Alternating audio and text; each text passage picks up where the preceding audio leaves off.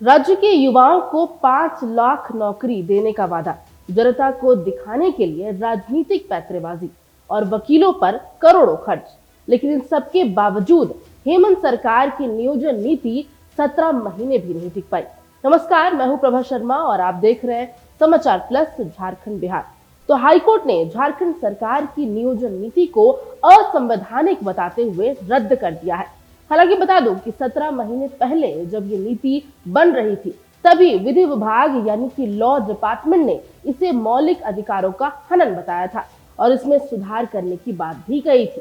लेकिन सरकार की जिद के आगे विधि विभाग का यह परामर्श भी बेकार रहा।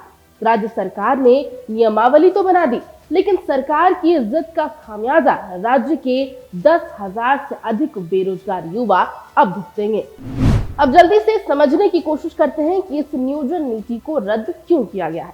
दरअसल वो बिंदु जिन्हें सबसे ज्यादा मौलिक अधिकारों का हनन बताया गया है, वो ये कि 3rd और 4th ग्रेड के पदों के लिए होने वाली परीक्षा में जनरल कैटेगरी के वैसे ही अभ्यर्थी भाग ले सकते थे जिन्होंने झारखंड से ही 10वीं और 12वीं की परीक्षा पास की हो, जबकि रिजर्व कैटेगरी को इससे बाहर रखा गया, जो कि साफ दर्शाता है कि ये संविधान की मूल भावना और समानता के अधिकार के खिलाफ है। दूसरा ये कि क्षेत्रीय भाषा की सूची से हिंदी और अंग्रेजी को हटा दिया गया था और उर्दू, उड़िया जैसी दूसरी भाषाओं को शामिल कर लिया गया था।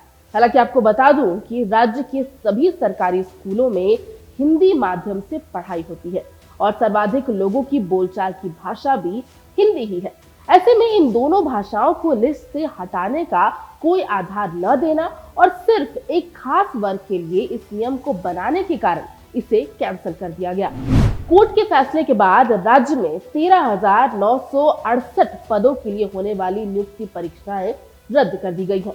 थोड़ा डिटेल में जाएं तो झारखंड में करीब 5,33,000 स्वीकृत पद है, जबकि 1,83,000 कर्मचारी ही कार्यरत है, यानी कि करीब 3.5 लाख पद अभी भी खाली पड़े हैं, जिसमें सबसे ज्यादा 1,40,000 पद प्राथमिक शिक्षा विभाग, 73,000 पद माध्यमिक शिक्षा विभाग और 63 पद गृह विभाग और 14,000 से ज्यादा पद स्वास्थ्य विभाग में खाली है।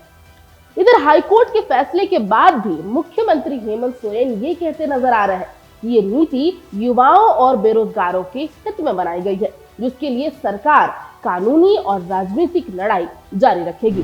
आखिर में विशेषज्ञों की माने तो राज्य सरकार ने कानूनी पक्ष पर ध्यान देने के बजाय राजनीतिक मंशा से इस नीति को लागू किया। सरकार की मंशा ही नहीं थी कि नियुक्तियां हो सके, इसलिए गैर संवैधानिक नीति को लागू किया और नतीजा ये रहा कि इसे रद्द कर दिया गया, जबकि सरकार को नीति और संविधान के प्रावधानों को देखना चाहिए था और अब सरकार को खारिज की गई शर्तों को हटाते हुए तत्काल नियुक्तियां करनी चाहिए। आप इस नियोजन नीति पर हाईकोर्ट के फैसले को कैसे देखते हैं, हमें जरूर बताएं और देखते रहें समाचार प्लस झारखंड बिहार।